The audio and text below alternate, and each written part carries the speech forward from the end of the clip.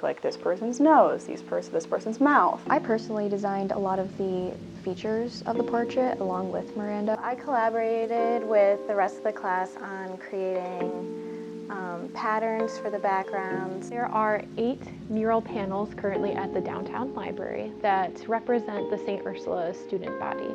My students developed a questionnaire that asked the community to talk about their experience with diversity, inclusion, equity. The text is direct quotes from students. Here at the library, we love to feature local artists, and so we open up multiple spaces at Kent, Sanger, as well as Maumee, and here at the main library as well.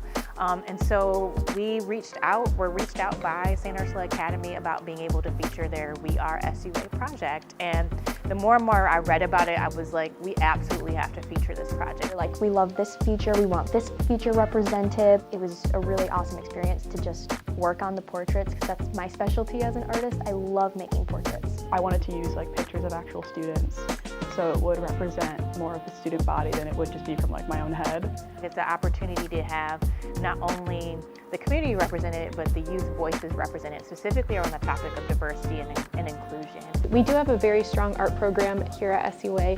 We have 5 art teachers, a variety of 2D, 3D, and digital art classes. Community art is a fairly new class that I created a few years ago, and I wanted to give students the opportunity to create artwork for others, for the public, outside of the walls of their building. So the goal for our portraits was for students at SUA to be able to see themselves in media where they otherwise might not. We wanted other people who were outside of the school to feel like this was like an inclusive environment, very welcoming. Unfortunately, we fully recognize that we live in a world that when we talk about, unfortunately, diversity, equity, and inclusion, it's a very divisive topic right now, right?